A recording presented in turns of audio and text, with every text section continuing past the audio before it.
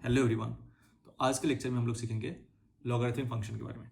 तो इस लेक्चर में हम लोग क्या करेंगे, लॉग के ग्राफ और उसके साथ साथ पहले तो सीखेंगे लॉग के ग्राफ के बारे में, उसके बाद हम लोग सीखेंगे कि एक लॉग में इनइक्वालिटी आ जाए तो हम लोग उसको कैसे डील करेंगे। ठीक है, तो दो ही चीज़ हम लोग सीखने वाले हैं, ग्राफ ऑफ लॉगरिथमिक फंक्शन, उसके बाद लॉग बेस्ड इनइक्वालिटी। ओके, तो चलिए शुरू करते हैं। सबसे पहले हम लोग देख लेते हैं लॉग का ग्राफ कैसा होता है, ग्राफ ऑफ लॉग।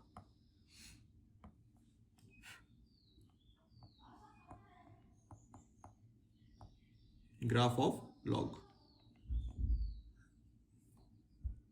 तो लॉग का जो ग्राफ होता है वो डिपेंड करता है बेस के ऊपर। हम लोग ने देखा लॉग के अंदर दो चीज होता है, एक बेस होता है, दूसरा नंबर होता है। ठीक है, अब लॉग का जो ग्राफ होगा वो डिपेंड करेगा दो चीज के ऊपर, मतलब वो चीज करेगा, डिपेंड करेगा बेस के ऊपर। एक तो ग्राफ ऐसा होता है लॉग का ग्राफ,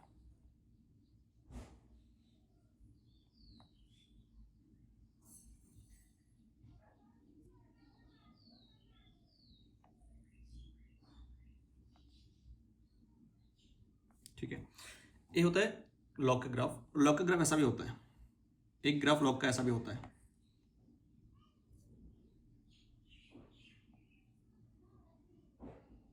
एक ग्राफ लॉग का ऐसा भी होता है। ठीक है, देखो अब इसमें अब डिपेंड किसके ऊपर करता है कि बेस के ऊपर। ये भी ग्राफ लॉग ऑफ एक्स मान लेते, log of x to the base a, है ना। और एक ग्राफ कब ऐसा कब होता है, जब base is greater than one, जब base is greater than one, उसके लिए ग्राफ ऐसा होता है। ठीक है, ये एक्स एक्सिस है, ये वाई एक्सिस है। ठीक है, अब जब x इक्वल टू 1 पुट करेंगे इसका वैल्यू कितना होगा, 0 होगा। तो जो पॉइंट है दैट इज 1,0। देखो इसमें जब x इक्वल टू 1 पुट करोगे, log ऑफ 1 का वैल्यू कितना होता है, 0 होता है, तो y का वैल्यू 0 होता है, राइट। तो ये जो पॉइंट है दैट इज 1,0। ठीक है, और एक जब जब बेस क्या होता है, बेस इज ग्रेटर देन 1 होता है, इस यहाँ पे क्या होगा, जब बेस इज ग्रेटर देन 1, ये फंक्शन कैसा होता है, देखो लेफ्ट राइट फंक्शन क्या हो रहा है, लेफ्ट राइट फंक्शन इंक्रीज हो रहा है, लेफ्ट राइट फंक्शन इंक्रीज हो रहा है। जब x लेफ्ट राइट जाओगे तो y का वैल्यू क्या हो रहा है, धीरे धीरे इंक्रीज ही तो हो रहा है, राइट। तो जब base is greater than 1, function कैसा है, increasing function, function is increasing function, function is increasing, ये ध्यान रखना है। जब बेस ग्रेटर देन 1 है तो फंक्शन इज इंक्रीजिंग। ठीक है, और जब बेस लेस देन 1 होगा, ये भी ग्राफ किसका है, log of x to the base a. लेकिन इसमें बेस क्या है, अभी अभी हम लोगों ने देखा कि लास्ट क्लास में बेस क्या नहीं हो सकता है, नेगेटिव नहीं हो सकता है, बेस नेगेटिव नहीं हो सकता, बेस 1 नहीं हो सकता है। ठीक है, तो ये कब होगा, ये होता है जब ए 0 और 1 के बीच में होता है। जब बेस 0 और 1 के बीच में, तब फंक्शन क्या होता है, डिक्रीजिंग फंक्शन होता है। तब लॉग कैसे बिहेव करता है, एक डिक्रीजिंग फंक्शन की तरह बिहेव करता है, डिक्रीजिंग फंक्शन। ठीक है, डिक्रीजिंग फंक्शन। तो यार इसमें ध्यान देने वाली बात क्या है कि जब बेस इज ग्रेटर देन 1 है तो फंक्शन इज इंक्रीजिंग, जब बेस इज लेस देन 1 और ग्रेटर देन 0, मतलब 0 और 1 के बीच में होगा, फंक्शन क्या होता है, एक डिक्रीजिंग फंक्शन बन जाता है। ठीक है, अब जैसे ही फंक्शन इंक्रीजिंग डिक्रीजिंग आ गया, हम लोग इसको डील कर सकते हैं, या फिर हम लोग इसको यूज कर सकते हैं इनइक्वालिटी में। ठीक है, जैसे मैं क्या बोलता हूँ और एक बात इसमें और एक चीज ध्यान रखना है कि अगर मैं ऐसे पूछ लेता हूँ कि log of x base greater than 1, है ना, तो जब x टेंस टू 0 प्लस होगा तो उसका लॉग एक्स का वैल्यू कितना हो रहा है, फिर जब x टेंस टू 0 प्लस हो रहा है, मतलब x टेंस टू 0 प्लस मतलब राइट की तरफ अप्रोच कर रहे हो, तो वैल्यू क्या हो रहा है, लॉग ऑफ एक्स का वैल्यू क्या हो रहा है, नेगेटिव माइनस इन्फिनिटी हो रहा है। ठीक है, तो log of x to the base a tends to minus infinity, ये ध्यान रखना है। ठीक है, लेकिन इसमें ये भी पॉइंट क्या है, 1,0 ही है, बेस कुछ भी हो 1 एक्स इक्वल टू 1 पे वैल्यू 0 ही देता है। ठीक है, जब x टेंस टू 0 प्लस हो रहा है तो y का वैल्यू कितना हो रहा है, प्लस इन्फिनिटी हो रहा है। जब x tends to 0 plus, log of x tends to plus infinity. ठीक है, ये चीज ध्यान रखना है आपको। ठीक है, अब जैसे दो फंक्शन आ गया, मतलब log x का आ गया, एक इंक्रीजिंग भी फंक्शन, इंक्रीजिंग भी शो करता है, फिर डिक्रीजिंग भी शो करता है। ठीक है, तो इसे इंक्रीजिंग डिक्रीजिंग के ऊपर हम लोग कुछ बातें और कर सकते हैं। ठीक है, एक बात है जो नोट करने वाली बात है, नोट क्या है कि मान लो ऐसे गिवन है कि गिवन क्या है, लेट्स से गिवन क्या है, f of x1 is greater then f of x2। Given क्या है, f of x1 is greater then f of x2। अब इसमें ग्रेटर देन भी हो सकता है, ग्रेटर देन इक्वल हो सकता है, लेस देन हो सकता है, कुछ भी हो सकता है। ठीक है, तो मुझे बस एक ही वो एग्जांपल लेना है, तो मैं ग्रेटर देन लिख दिया, फिर ग्रेटर देन इक्वल लिख दूँ, greater than equal to f of x2। ठीक है, अभी अगर एफ एक इंक्रीजिंग फंक्शन है ना, अभी क्या है, if F is a increasing function, मतलब क्या है, इसमें एक फंक्शन, दोनों तरफ फंक्शन है और दोनों का इनपुट क्या है, एक में x1 है दूसरे में x2 है और दोनों तरफ सेम फंक्शन है, ठीक है। अगर f इज इंक्रीजिंग फंक्शन है ना, अगर f इज इंक्रीजिंग फंक्शन, तो जब हम लोग इनपुट को कंपेयर करेंगे, इनइक्वालिटी सेम रहेगा। इनइक्वालिटी क्या होगा, सेम रहेगा। इनइक्वालिटी क्या रहेगा, सेम रहेगा, मतलब x1 is greater than equal to x2 होगा, ठीक है, क्योंकि फंक्शन क्या है, इंक्रीजिंग फंक्शन है। If f is a decreasing function, अगर इसमें f एक डिक्रीजिंग फंक्शन होता, तब क्या बोलते हैं हम लोग कि x1 is less than equal to x2। Inequality क्या होगा, इस बार इनइक्वालिटी रिवर्स हो जाएगा क्योंकि फंक्शन डिक्रीजिंग है, ठीक है। बेसिकली क्या है, आप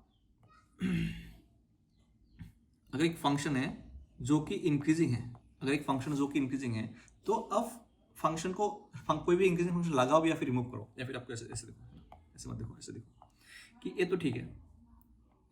अगर मैं ऐसे बोलता हूँ कि x1 इज ग्रेटर देन या फिर x1 is less than equal to x2 है, ठीक है, और मैं क्या कर रहा हूँ, दोनों साइड f लगा रहा हूँ, जो x1 x2 है मैं एक f के अंदर पुट कर रहा हूँ, f of x1 f of x2, ठीक है। अब जब f इंक्रीजिंग फंक्शन होगा तो इनइक्वालिटी सेम रहेगा। इनइक्वालिटी क्या होगा, सेम रहेगा। इफ ए गिवन है, ठीक है, ए गिवन है, इस बार क्या है, ए गिवन है, x1 is less then x2, मैं f के अंदर ले रहा हूँ दोनों को, है ना, और f अगर इंक्रीजिंग है तो इनइक्वालिटी सेम रहेगा। If f is a increasing function, f of x1 is greater than equal to f of x2 होगा, इनइक्वालिटी चेंज हो जाएगा। जब f is a decreasing function, तो कोई भी फंक्शन अगर लगाओ या फिर रिमूव करो दोनों साइड से, अगर फंक्शन इंक्रीजिंग है तो इनइक्वालिटी सेम रहता है, अगर फंक्शन डिक्रीजिंग है तो इनइक्वालिटी रिवर्स हो जाता है। ये बात आपको ध्यान देना है। जैसे अभी सीखे हम लोग कि फंक्शन, लॉग का जो फंक्शन होता है वो एक कंडीशन में इंक्रीजिंग होता है, दूसरे कंडीशन में डिक्रीजिंग होता है, तो वही चीज़ को हम लोग यहाँ पे यूज करेंगे, ठीक है। अब हम लोग लॉग का स्पेसिफिक लॉग के बारे में देखते हैं कि ये तो हो गया जनरल फंक्शन, कोई भी फंक्शन है ना, जो भी बात हम लोगों ने की अभी तक, ये क्या है, for any function, for any increasing और डिक्रीजिंग फंक्शन के बारे में,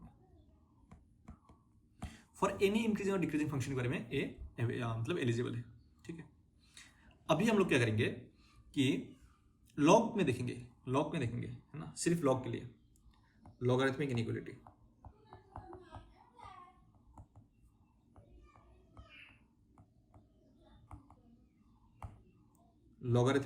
ठीक है। इसमें देखो पॉइंट 1 क्या है, पॉइंट 1 लिखो कि पॉइंट 1,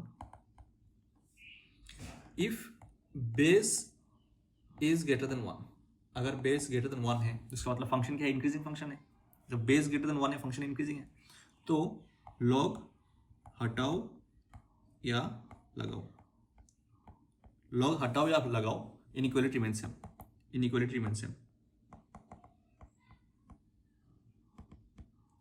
रिमेन।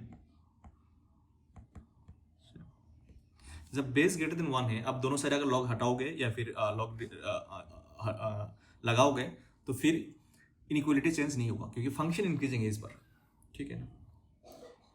नेक्स्ट पॉइंट क्या है कि इफ बेस ग्रेटर देन 0 और लेस देन 1, क्योंकि बेस 1 तो हो नहीं सकता है ना, ग्रेटर देन 0 और लेस देन 1, जब लॉग हटाओगे, लॉग हटाओ या लगाओ, इनइक्वालिटी गेट रिवर्स्ड, ओके। लेकिन एक थर्ड पॉइंट भी है, पॉइंट क्या है, पॉइंट क्या है कि एक थर्ड पॉइंट क्या है, इस पर क्या है, बेस ग्रेटर देन 1 है, बेस 0 से लेकर 1 है, इस केस में क्या है, बेस वेरिएबल है, बेस क्या है, वेरिएबल है।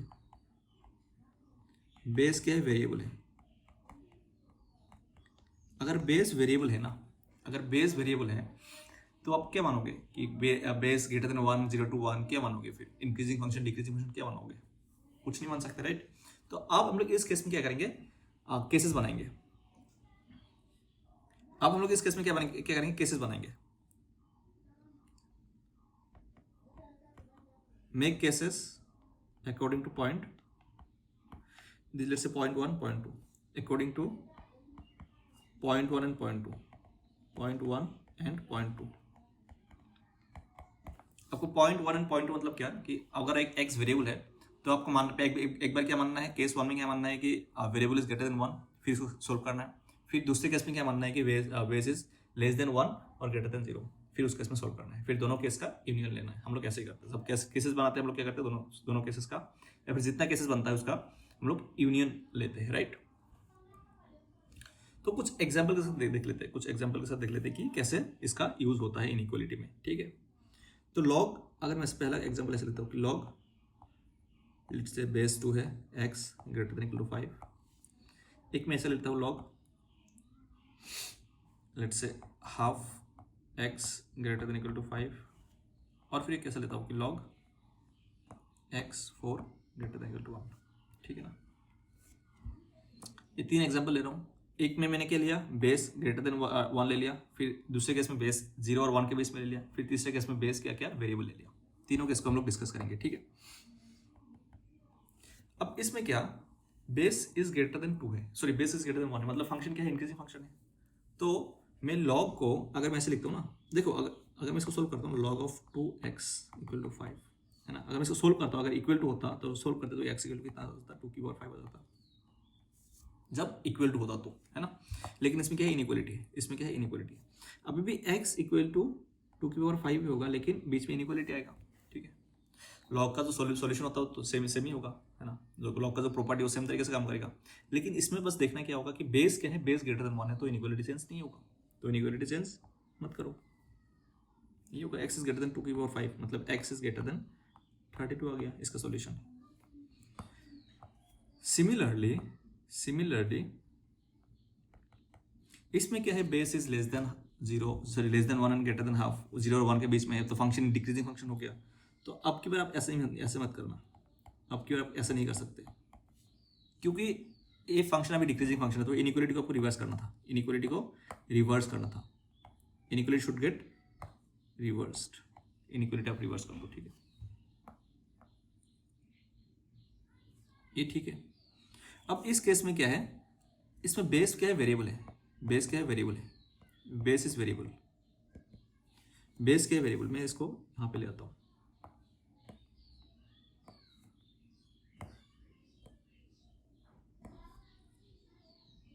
इसमें क्या है, बेस वेरिएबल है, ठीक है।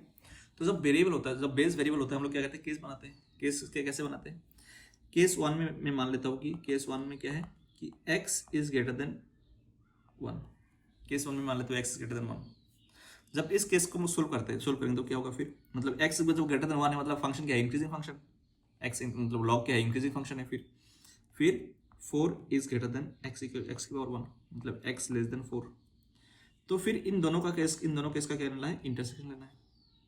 तो केस 1 में रिजल्ट क्या निकल के आ रहा है, x belongs to less than 4 greater than 1, मतलब 1 to 4, ठीक है। केस 2 देख लेते हैं, केस 2 देख लेते हैं। केस 2 क्या बोल रहा है कि x 0 और 1 के बीच में है, x क्या है, 0 और 1 के बीच में। x जब 0 और 1 के बीच में है ना, जब हम लोग सोल्व करेंगे, अब फंक्शन डिक्रीजिंग फंक्शन है, तो 4 लेस देन हो जाएगा फिर x की पावर 1, मतलब x ग्रेटर देन 4, तो क्या इन दोनों का इंटरसेक्शन कितना होगा, फिर इन दोनों का इंटरसेक्शन हो रहा है 5। एक बोल रहा है x 0 से लेकर 1, दूसरा बोल रहा है x ग्रेटर देन 4, कोई इंटरसेक्शन नहीं है ना, मतलब कोई कॉमन पार्ट नहीं है, तो केस 2 का आंसर जो दैट इज 5। तो फिर इन दोनों का फाइनल आंसर क्या होगा, केस 1 और केस 2, इनका फाइनल आंसर क्या होगा, फिर इनका फाइनल आंसर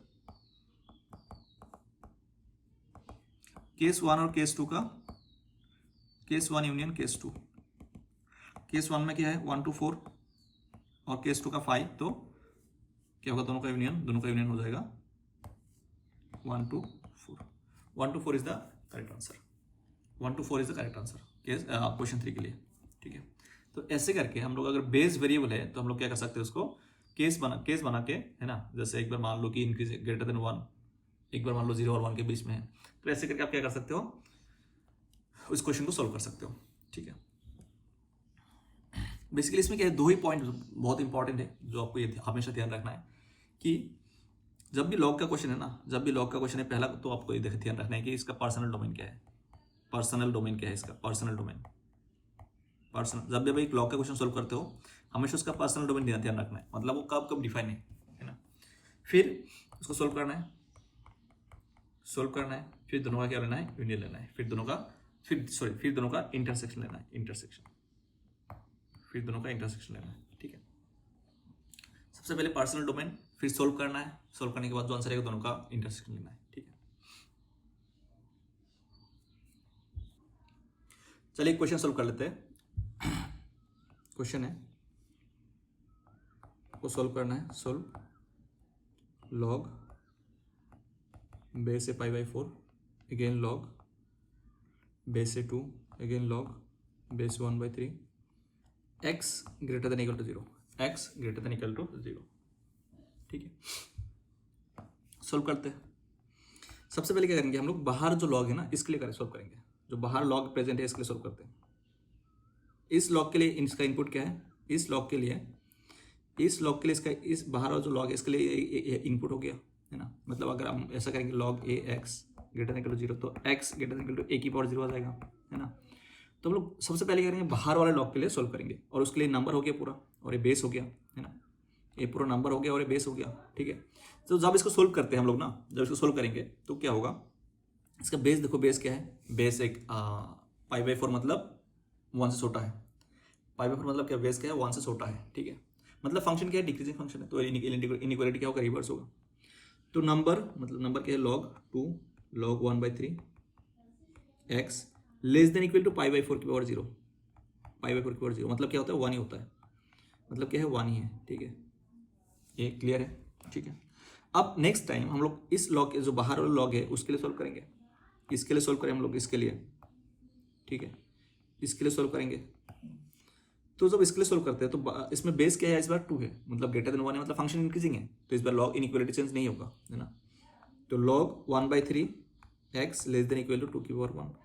ठीक है, अभी क्या करेंगे, अब की बार बेस कितना हो गया, फिर से लॉग है तो आपके पास बेस क्या है 1/3 है, तो एक डिक्रीजिंग फंक्शन है। अगर डिक्रीजिंग फंक्शन है तो इसमें क्या होगा, इनइक्वालिटी फिर से रिवर्स हो जाएगा, x is greater than equal to 1/3 की पावर में कितना आ जाएगा, 2 आ जाएगा, तो x greater than equal to 1/9 आ गया, x greater than equal to 1/9 आ गया। ठीक है, तो क्या यही आंसर होगा, क्या आंसर यही होगा, आंसर इज नो, क्योंकि अभी तक आपने क्या नहीं किया, लॉग को डिफाइन नहीं किया, मतलब लॉग का जो पर्सनल डोमेन है वो आपको चेक नहीं किया। ठीक है, तो इसको हम लोग फाइनल आंसर नहीं बोलेंगे, क्योंकि हम लोग जितना एक क्वेश्चन में जितना भी लॉग है हर एक लॉग को डिफाइन करना जरूरी है, हर एक लॉग को डिफाइन करना जरूरी है। ठीक है, तो नेक्स्ट हम लोग क्या करेंगे, लॉग को डिफाइन करेंगे। अब इस बार हम लोग क्या करेंगे, लॉग को डिफाइन करते हैं। ठीक है, तो इसमें कितना लॉग है, 3 लॉग है, तो तीनों लॉग को डिफाइन करना है। सबसे पहले हम लोग क्या करते हैं, जो अगर मैं इस लॉग की बात करता हूँ ना, इस लॉग की बात करता हूँ, इस लॉग के क्या है, लॉग के अंदर x है, तो अगर मैं इस लॉग की बात करता हूँ तो log should be x should be greater than 0, x should be greater than 0।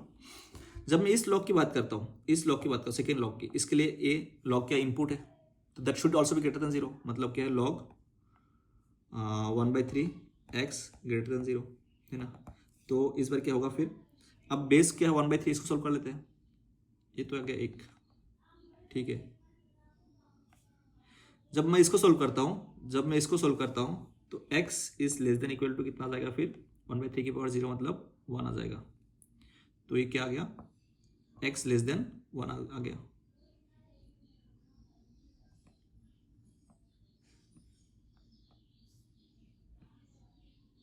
ठीक है, नेक्स्ट और एक लॉग है, इस लॉग के लिए पूरा इनपुट है, इसके लिए इस लॉग के लिए पूरा क्या है, इनपुट है,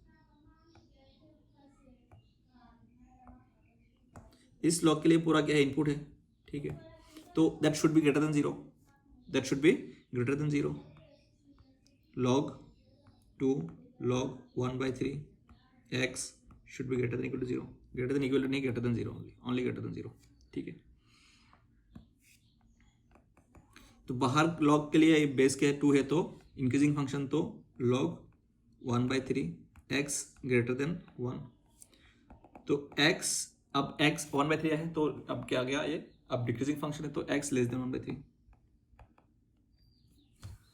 सो जितना भी डोमेन है और जो सॉल्यूशन है उसको क्या करो, उसका क्या ले लो, इंटरसेक्शन ले लो, उसका क्या ले लो, इंटरसेक्शन ले लो। तो जो आंसर मैं क्या करता हूँ, एक नंबर लाइन पे ड्रॉ कर लेता हूँ। एक है 1/9, 1/3, फिर 0 है, फिर 1 है ना। एक सॉल्यूशन क्या बोल रहा है कि x greater then 1/9, x greater then 1/9। एक सॉल्यूशन क्या बोल रहा है, x ग्रेटर देन 1/9, ठीक है। दूसरा सॉल्यूशन क्या है,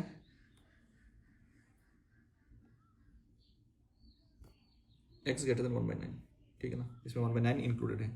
दूसरा solution x greater than 0, x greater than 0, फिर x less then 1, x less then 1, फिर x less then 1/3, x less then 1/3। तो इन चारों का कॉमन पार्ट क्या क्या है, इन चारों का कॉमन पार्ट इतना ही, मुझे लगता है इतना ही है। इन चारों का जो कॉमन पार्ट है दैट इज यही है, 1/9 से लेकर 1/3, जिसमें क्या होगा 1/9 इज इंक्लूडेड और 1/3 इज एक्सक्लूडेड। तो यही हम लोग का फाइनल आंसर होगा, यही हम लोगों का क्या है, फाइनल आंसर है, ठीक है। तो ऐसे करके एक तो सॉल्यूशन सोल्व करना है, इनइक्वालिटी को सोल्व करना है, फिर उसके बाद लॉग का भी ध्यान रखना है, लॉग का जो पार्सनल डोमेन है उसको भी ध्यान रखना है, ठीक है। तो इतना बात आपको ध्यान रखना है। और एक क्वेश्चन सोल्व करते हैं। क्वेश्चन क्या है कि find the solution set of the inequality, find the solution set of the inequality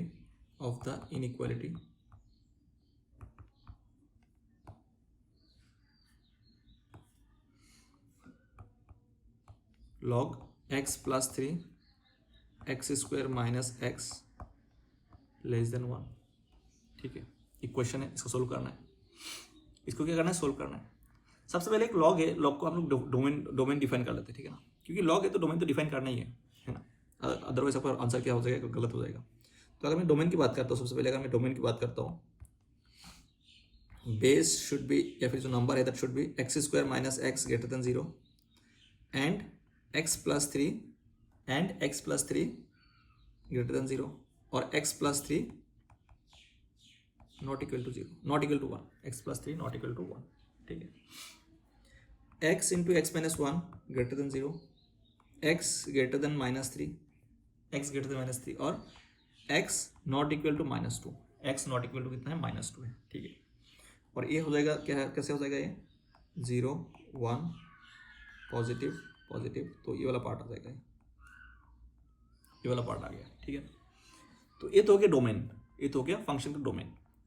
फिर हम लोग क्या करते हैं, फंक्शन सोल्व कर लेते हैं, अगले पेज में सोल्व करते हैं, यहाँ पे पेज कम पड़ जाएगा फिर।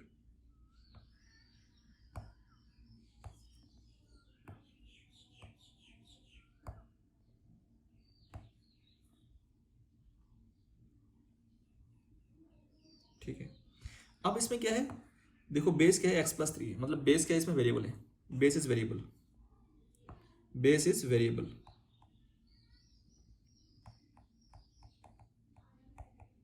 बेस वेरिएबल है, ठीक है। अगर बेस वेरिएबल हम लोग क्या करते हैं, हम लोगों को करना है केसेस बनाना है, ठीक है।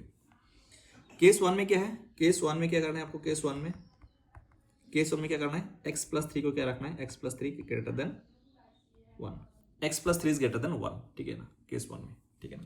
इस केस में मतलब क्या है कि x इज ग्रेटर देन -2, मतलब x is greater then -2।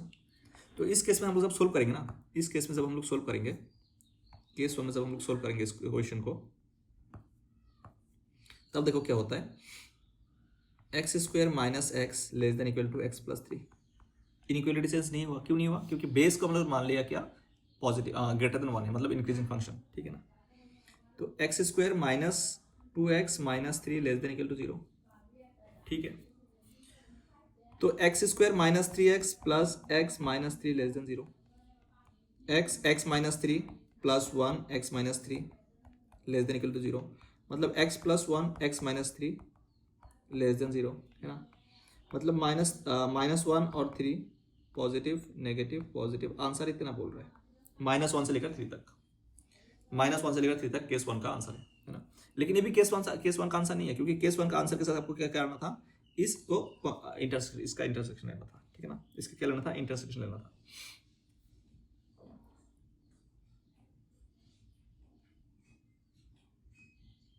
X greater then कितना बोल रहा है, एक्स ग्रेटर देन -2 बोल रहा है, एक्स ग्रेटर देन क्या बोल रहा है, -2 बोल रहा है, तो -2 इधर आएगा, -2। तो फाइनल आंसर तो जाके इतना ही आएगा, जब इसका इंटरसेक्शन लोगे तो इतना ही आएगा। तो केस 1 का आंसर कितना है, केस 1 का आंसर जो है वो है x belongs to -1 to 3, x belongs to -1 to 3, ये केस 1 का आंसर है। केस 2 देख लेते हैं, केस 2।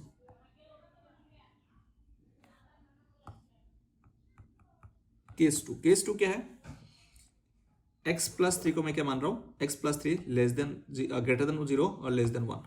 मतलब क्या है इसका कि x belongs to -3 to -2, x -3 और -2 के बीच में है, ठीक है ना। इस केस के लिए हम लोग सोल्व करेंगे, इस केस के लिए हम लोग क्या करेंगे, सोल्व करेंगे, ठीक है ना।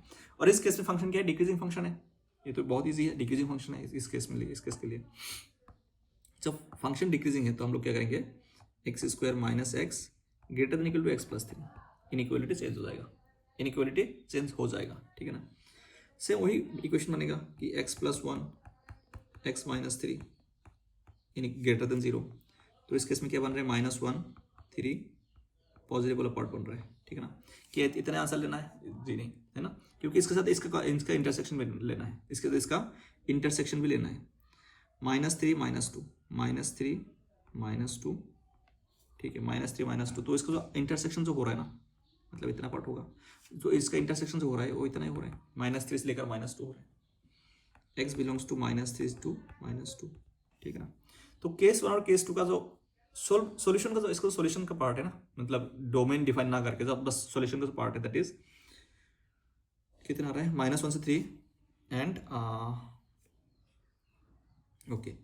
तो केस 1 यूनियन केस 2 का जो पार्ट आ रहा है ना, क्या है कि x बिलोंग्स टू -1 to, या फिर ऐसे लिखो -3 to -2 union 1 to 3, -3 to -2 union 1 to 3, है ना। ये हो गया सॉल्यूशन का पार्ट। फिर डोमेन में कितना आ रहा था, डोमेन में मतलब क्या है, -3 to -2 -3 to -2 यूनियन -1 to 3 था ना, -1 to 3, ठीक है ना। इसके साथ क्या करना था, डोमेन का इंटरसेक्शन लेना था, ठीक है। तो डोमेन में क्या क्या आ रहा था, इसमें डोमेन में आ रहा था क्या, 0 to 1, इतना पार्ट आ रहा था डोमेन में, ठीक है। x greater than -3, x greater than -3 और x -2 नहीं हो सकता है, -2 नहीं हो सकता है, x क्या नहीं हो सकता, -2 नहीं हो सकता है, x -2 नहीं हो सकता है, ठीक है ना। तो इस डोमेन का टोटल आंसर कितना आ रहा है, डोमेन का टोटल आंसर कितना आ रहा है, डोमेन का टोटल आंसर कितना आ रहा है, या फिर एक साथ कर लेते हैं, एक साथ ही कर लेते हैं। ये आ गया डोमेन, ये आ गया डोमेन, और इसके साथ इसका इंटरसेक्शन लेना है। -3 कहाँ है, -3 to -2, मतलब इसका जो आंसर है दैट इज -3 to -2, फिर -1 to 3, फिर -1 to 3, -1 to 3, ठीक है ना, -1 to 3। तो ध्यान से देखो इसका आंसर कितना हो रहा है। ये तो एक पार्ट आ रहा है जहाँ पे हर एक सॉल्यूशन है, प्रेजेंट है। फिर -1 to 0 भी आ रहा है, ठीक है ना। फिर 1 to 3 भी आ रहा है, 1 to 3 भी आ रहा है। तो आंसर कितना बोलोगे, x belongs to -3 to -2 union -1 to 0 union 1 to 3 union 1 to 3। तो यही क्या हो जाएगा, इस क्वेश्चन का आंसर हो जाएगा, ठीक है ना। -3 to -2, -1 to 0 और 1 to 3, है ना। बात क्या है, इसमें करना क्या है, डोमेन डिफाइन करना है, डोमेन निकालना है, सोल्व करना है। अब इसमें सोल्व करने के, जब सोल्व करते हैं उसमें भी केस बनाना पड़ेगा, क्योंकि बेस में वेरिएबल प्रेजेंट है, ठीक है ना। तो इसी तरीके से आप क्या कर सकते हो, कोई भी इनइक्वालिटी हो जिसमें लॉग प्रेजेंट है, आप सोल्व कर सकते हो बहुत इजीली, ठीक है ना। लॉग को डिफाइन करो, सोल्व करो, दोनों का इंटरसेक्शन ले लो, बस काम खत्म।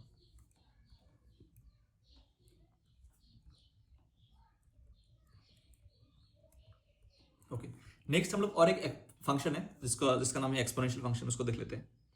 क्या है exponential function, exponential function. Exponential function कैसे लिखते हैं? एक्सपोनेंशियल फंक्शन क्या होता है? y इक्वल टू ए की power x, y equal to a की पावर x। इसको ए को क्या बोलते हैं हम लोग? ए को बोलते हैं बेस, और x को क्या बोलते हैं? x को बोलते हैं हम लोग एक्सपोनेंट। a इज बेस और x इज एक्सपोनेंट। कंडीशन क्या होता है? a ग्रेटर देन 0 और a नॉट इक्वल टू 1। ये जैसे हर एक फंक्शन की क्या होता है, अपना अपना डोमेन होता है, अपना अपना रेस्ट्रिक्शन होता है, ठीक है। इस केस में क्या है, जब ये a की पावर x लिखते हो, है ना, तो जिसमें a को बेस बोलते हैं और x को एक्सपोनेंट बोलते हैं। a ग्रेटर देन 0 होना चाहिए और a 1 नहीं हो सकता है ना, a 1 नहीं हो सकता है।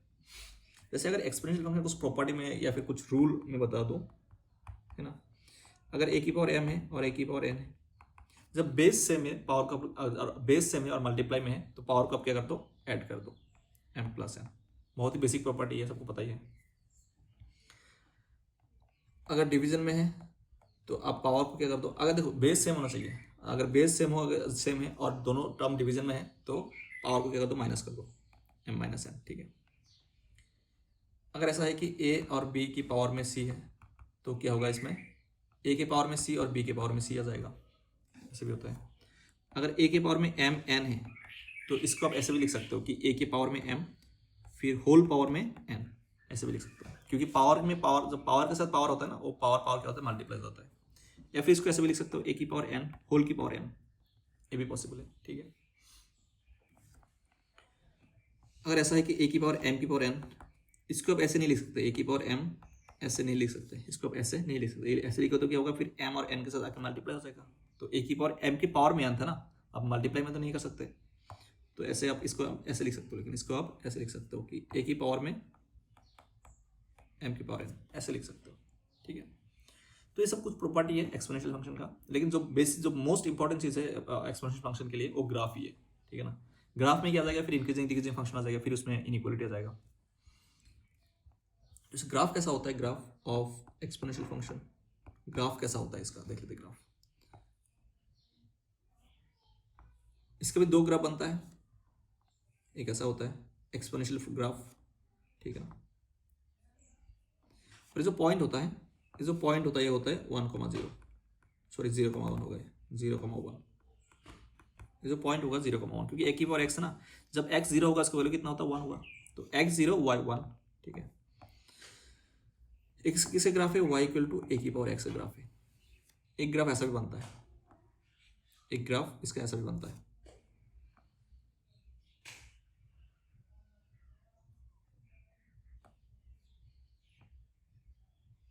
ठीक है। ये जो पॉइंट है अभी भी क्या है? 0,1 है, ठीक है ना। ये भी ग्राफ किसका है? y इक्वल टू ए की पावर x है ना।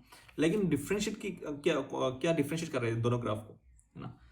ये जो ग्राफ है, इसका जो बेस है that should be greater than 1। ये जो बेस है that should be greater than 1, a greater than 1, और इसका जो बेस है that should be greater than 0 और लेस देन 1, ठीक है ना। जैसे अगर मैं एग्जांपल लिखता हूँ ना, एग्जांपल लिखता हूँ कि जैसे y इक्वल टू 2 की पावर x, 3 की पावर x, 4 की पावर x, इस टाइप का ग्राफ जो होता है वो ऐसे बनता है। इंक्रीजिंग फंक्शन होता है एक्सपोनेंशियल इंक्रीजिंग फंक्शन।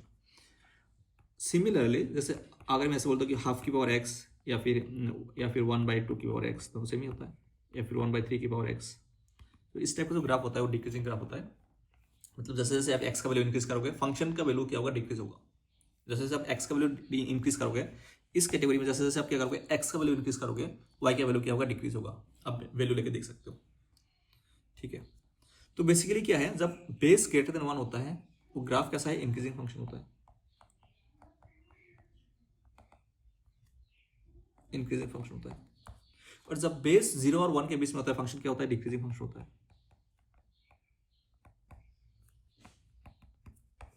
जब बेस ग्रेटर देन 1 होता है, इंक्रीजिंग फंक्शन होता है। जब बेस 0 और 1 के बीच में होता है, तब क्या होता है? डिक्रीजिंग फंक्शन होता है, ठीक है ना।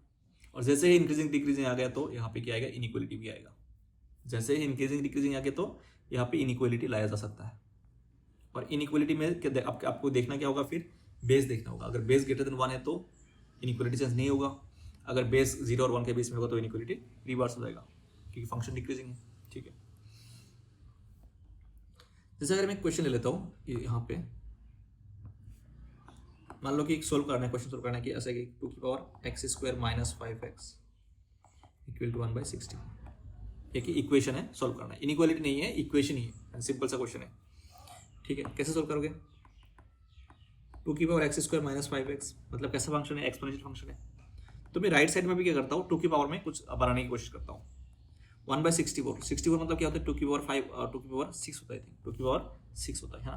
तो 1/64 मतलब कितना होगा फिर? 2 की पावर -6 हो जाएगा, 2 की पावर -6 हो जाएगा फिर। ठीक है ना।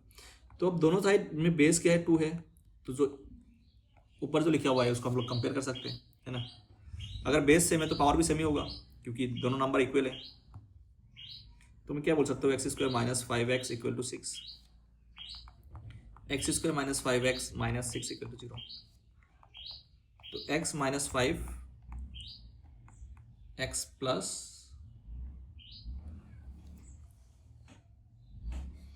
नहीं, ऐसा नहीं, -6 है ना, -6 तो +6 हो जाएगा, -6 तो +6 हो जाएगा फिर यहाँ पे, है ना। तो x माइनस 2 x माइनस 3 हो जाएगा, फिर x minus 2 x minus 3 equal to 0। x का दो वैल्यू निकल के आ जाएगा, x equal to 2 and 3, x equal to 2 and 3, है ना। तो बहुत ही सिंपल सा क्वेश्चन है। एक इक्वेशन था, क्या है, एक्सपोनेंशियल फंक्शन में एक इक्वेशन था। तो दोनों साइड में क्या किया मैंने? बेस 2 बना लिया।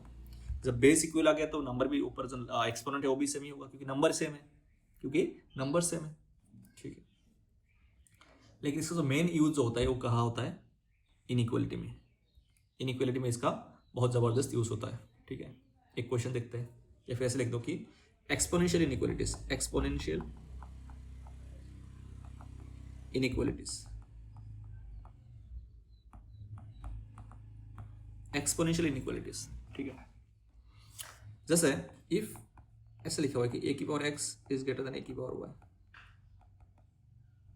तो क्या होगा? x is greater then y होगा। कब होगा ऐसा? जब क्या है? a ग्रेटर देन 1 है। मतलब अगर मैं ऐसे बोलता हूँ ना, 2 की पावर x1 2 की पावर x2 ग्रेटर देन है, तो जैसे फंक्शन इंक्रीजिंग है तो x1 x2 जब कंपेयर करेंगे इनइक्वालिटी क्या होगा? सेम रहेगा, इनइक्वालिटी सेम रहेगा, क्योंकि फंक्शन इंक्रीजिंग है। जब बेस में 2 आ गया, फंक्शन इंक्रीजिंग है। ठीक है ना। फंक्शन रिवर्स कब होगा? जब बेस 0 और 1 के बीच में होगा, फंक्शन रिवर्स हो जाएगा। अगर मैं ऐसे बोलता हूँ कि 1/2 की power x1 is less then 1/2 की पावर x2, तो x1 is less then x2 बोलना गलत होगा, क्योंकि इनइक्वालिटी को रिवर्स करना था, क्योंकि फंक्शन डिक्रीजिंग है, तो इनइक्वालिटी को क्या करना था? रिवर्स करना था। ठीक है ना। तो ऐसे करके आप किसी इनइक्वालिटी को सोल्व कर सकते हो, है ना। एक्सपोनेंशियल फंक्शन और इनइक्वालिटी को सोल्व कर सकते हो। ठीक है, एक क्वेश्चन सोल्व करते हैं, इसमें एक बेसिक सा क्वेश्चन सोल्व करते हैं। क्वेश्चन क्या है कि सोल्व करना है आपको, लेफ्ट साइड में 3 की power 4, 6x plus 10 minus x square less than 27/64। ठीक है, यही क्वेश्चन है। मैं इसको क्या करता हूँ? सेम रखता हूँ, 6x plus 10 minus x square less than 27/64। 27 को क्या लिख सकता हूँ मैं? 3/4 क्या मैं इसको ऐसे लिख सकता हूँ? 3/4 क्यूब, यस, 3 क्यूब 27, 4 क्यूब 64। ठीक है, अब देखो दोनों में बेस सेम हो गया, दोनों में क्या हो गया? बेस सेम हो गया, लेकिन बेस क्या है? लेस देन 1 है। बेस सेम है लेकिन बेस लेस देन 1 है, तो जब मैं इसको कंपेयर करूंगा इनइक्वालिटी चेंज हो जाएगा।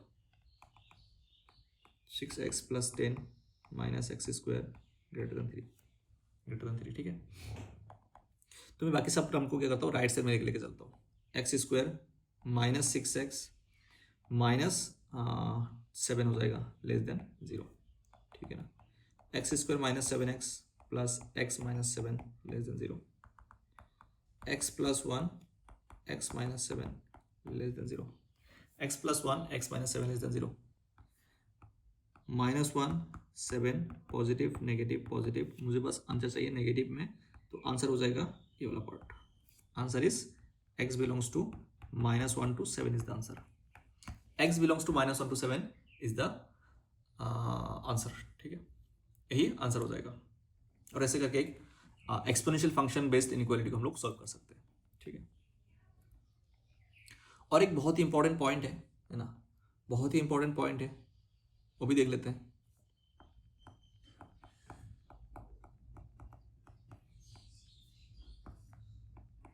ठीक है, जैसे अगर इस टाइप का क्वेश्चन पूछे v1 की power v2 equal to 1, v1 v2 मतलब कोई भी एक्सप्रेशन है, x में कोई भी एक्सप्रेशन है, v1 एक v1 है, ऊपर एक v2 है, इसका इक्वल टू 1 लिखा हुआ है ना।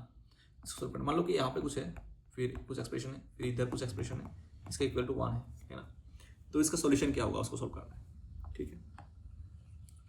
तो इसमें केसेस बनता है कि किस टाइप के केसेस, केस 1, 3 केसेस बनेगा इसमें, केस 1,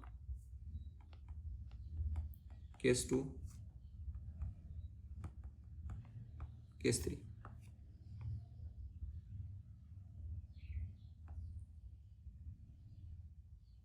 ठीक है, केस 1, केस 2, केस 3, ठीक है। अब केस 1 में क्या है, ऐसा हो सकता है कि v1 1 है और v2 कुछ भी हो।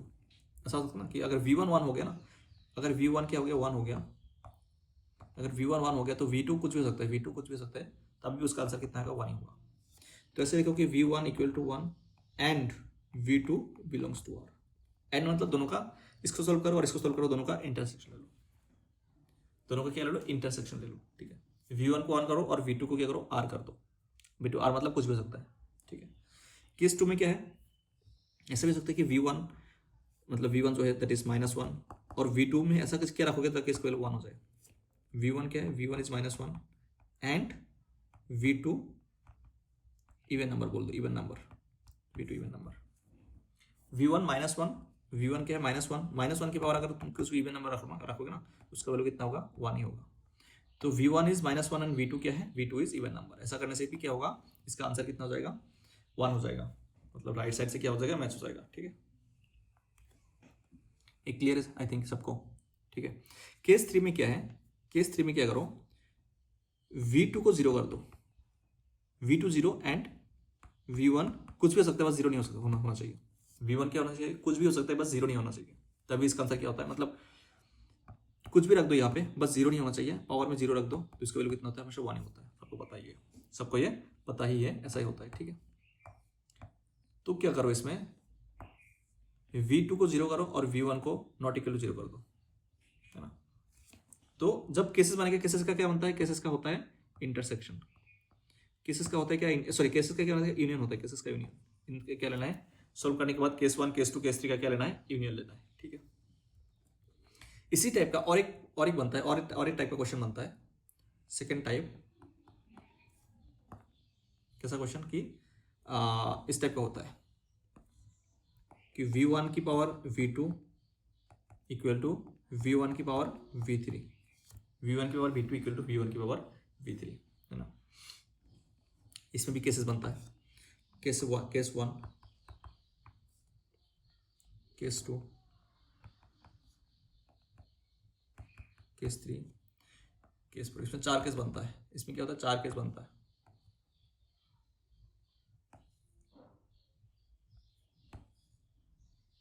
देखो 4 केस कैसे कैसे। एक तो सिंपली ऐसा हो सकता है कि v2 है v3, देखो v1 सेम है, बेस सेम है, तो पावर को भी सेम होना चाहिए।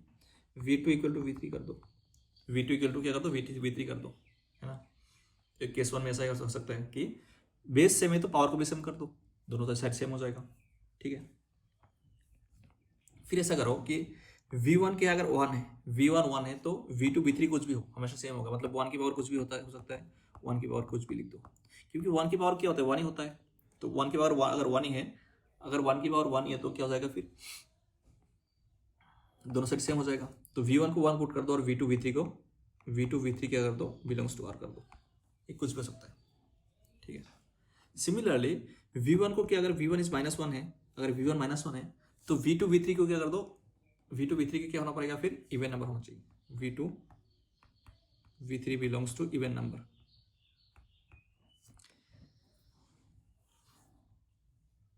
ठीक है। v1 -1 एंड v2 v3 क्या, इवन नंबर, तो जब भी जाके क्या होगा, दोनों साइड सेम ही हो जाएगा, ठीक है। केस 4 में क्या है, केस 4 में कि v1 को 0 कर दो, v1 को 0 और v2 v3 को पॉजिटिव होना पड़ेगा। v1 0 मतलब बेस 0, दोनों साइड बेस 0, और पावर में जो टर्म है वो पॉजिटिव होना चाहिए बस, तो तभी जाके आंसर कितना, दोनों साइड 0 हो जाएगा। दोनों साइड 0 मतलब दोनों साइड इक्वल हो गया, तो ये भी इसका एक सॉल्यूशन हो सकता है ना। तो इन चारों सॉल्यूशन का आपको क्या लेना है, इन चारों सॉल्यूशन का आपको क्या लेना है, यूनियन लेना है। जब भी हम लोग केस बनाते हैं हम लोग क्या करते हैं, हमेशा यूनियन लेते हैं, ठीक है ना। यूनियन ले लो, यूनियन यूनियन, चारों केस का क्या ले लो, यूनियन ले लो, आपको फाइनल आंसर मिल जाएगा।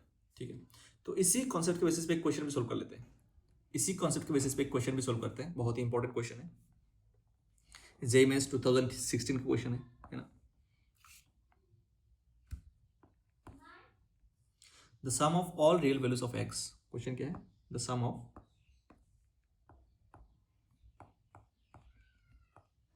all real values of x, all real values of x satisfying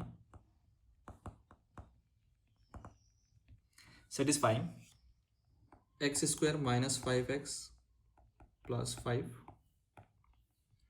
x square plus 4x minus 60 equal to 1 is, ठीक है। ठीक है, अब देखो ये इसी टाइप का है ना, v1 की power v2 equal to 1, v1 की power v2 equal to v1 की पावर v2 इक्वल टू 1, ठीक है ना। तो सबसे पहला केस क्या था, सबसे पहला केस था v1 को 1 का 1 पुट कर दो, v1 1, केस 1 में क्या था कि v1 को 1 पुट कर दो और v2 बिलोंग्स टू 1, v2 को देखना ही नहीं है ना। तो v1 1 कब होगा, v1 इक्वल टू 1 कब होगा, जब x square minus 5x plus 5 equal to 1 हो जाएगा। तो यहाँ से जो वैल्यू निकल के आएगा x square minus 5x plus 4 equal to 0, x square minus 4x minus x plus 4 equal to 0। तो यहाँ पे क्या आ रहा है कि x माइनस 4 x माइनस 1 निकल के आ रहा है इक्वल टू 0। तो x का वैल्यू क्या आ रहा है, x इक्वल टू 4 एंड 1 निकल के आ रहा है, x इक्वल टू 4 एंड 1, ठीक है, x इक्वल टू 1 एंड 4, ठीक है। नेक्स्ट केस 2 देखो, केस 2 देख लो, केस 2 क्या है कि केस 2 क्या था, v1 को -1 पुट कर दो और v2 को इवन नंबर कर दो। v1 क्या है -2, v1 इज -1, v1 इज -1। या फिर केस 2 को पहले थर्ड केस कर लेते हैं ना, पहले थर्ड केस कर लेते, ठीक है, पहले थर्ड केस कर लेते हैं। v2 को 0 कर दो, क्या था, v2 को 0 कर दो, v2 0 कर दो और v1 0 नहीं होना चाहिए, v1 0 नहीं होना चाहिए। मतलब v2 को जिस वैल्यू पे v2 0 हो रहा है उस वैल्यू पे v1 0 नहीं होना चाहिए, दोनों एक साथ नहीं होना चाहिए बस। तो v2 को जब 0 करेंगे x square minus 4x minus 60 equal to 0, ठीक है। क्या फैक्टराइज हो सकता है, क्या x square minus 4x minus 60 को ब्रेक करके 4 बनाना है, 10 and 6, राइट, 10 and 6। तो x square minus 10x plus 4x sorry plus 6x minus 60 equal to 0। तो x plus 6 x minus 10 equal to 0। x का दो वैल्यू निकल के आ रहा है, x equal to 10 and x equal to minus 6, x equal to 10 and x equal to minus 6, ठीक है। लेकिन क्या था, जब v2 0 होगा, जब v2 0 होगा उस वैल्यू पे v1 0 नहीं होना चाहिए, उस वैल्यू पे v1 0 नहीं होना चाहिए। अब x इक्वल टू 10 पे क्या v1 0 होगा, क्या 100 माइनस 50 प्लस 5 0 नहीं है, माइनस 6 पे माइनस 6 पे 0 और नहीं होगा, तो दोनों वैल्यू हम लोग ले सकते हैं, दोनों वैल्यू ले सकते हैं हम लोग, है ना। तो इसमें क्या था 4 और 1 आ रहा था, इसमें कितना 10 और माइनस 6 आ रहा है, 10 और माइनस 6 आ रहा है, राइट, 10 और माइनस 6 आ रहा है, ठीक है। अब करते हैं हम लोग थर्ड केस में क्या था, इसमें थर्ड केस में या फिर नेक्स्ट स्लाइड में कर लेते, थर्ड केस में क्या था कि v1 माइनस 1 और v2 इवन होना चाहिए, उस v1 पे v2 का वैल्यू इवन होना चाहिए, ठीक है। तो सबसे पहले v1 को क्या कर दो, केस 3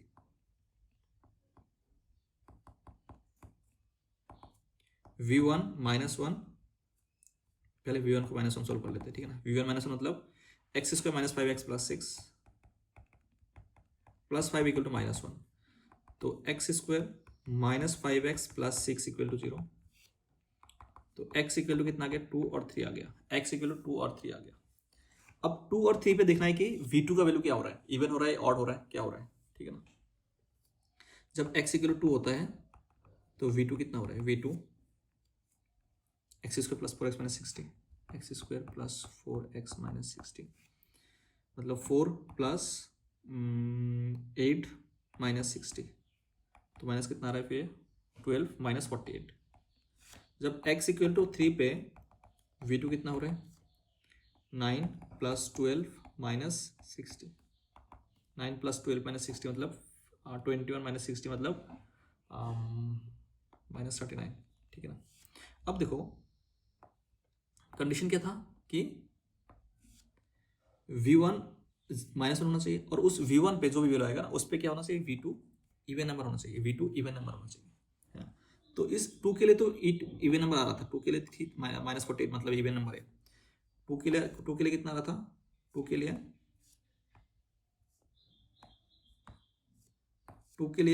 -40 डर है, तो 2 इज एक्सेप्टेबल, 2 इज एक्सेप्टेबल।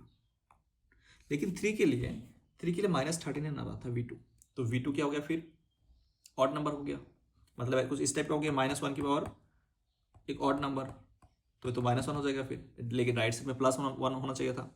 तो इस वैल्यू को हम लोग एक्सेप्ट नहीं कर सकते, इसको हम लोग एक्सेप्ट नहीं कर सकते, ठीक है। तो जब तीनों केसेस का क्या लेना है, यूनियन लेना है, तो केस 1 से कितना आ रहा था, केस 1 से वैल्यू कितना आ रहा था, 4 and 1 4 1। केस 2 से कितना आ रहा था, 10 and -6 10 and -6। केस 3 से कितना आ रहा है, 2 आ रहा है। केस 3 से कितना आ रहा है, केस 3 से कितना आ रहा है, 2 आ रहा है। The sum of all real values of x, sum of all real values of x। so यहाँ पे कुछ गलती कर दिया था क्या मैंने, यहाँ पे कुछ गलती कर दिया था क्या, 4x प्लस था इसमें, 4x प्लस था, सॉरी इसमें 4x प्लस था, तो 4x अगर प्लस है तो इसमें +10 -6 होगा, तो इसमें -6 + 10 हो जाएगा, फिर -10 + 6 होगा फिर, है ना। तो इसका वैल्यू क्या होगा, एक -10 होगा +6 होगा। तो ये वैल्यू आ गया x का, तीनों केस मिला के यही वैल्यू आ गया x का। क्या क्या वैल्यू आ रहा है, मैं तो ठीक करके लिखता हूँ। केस 1 से कितना आ रहा था, केस 1 से आ रहा था 4 and 1। केस 2 से कितना आ रहा है, -10 और 6।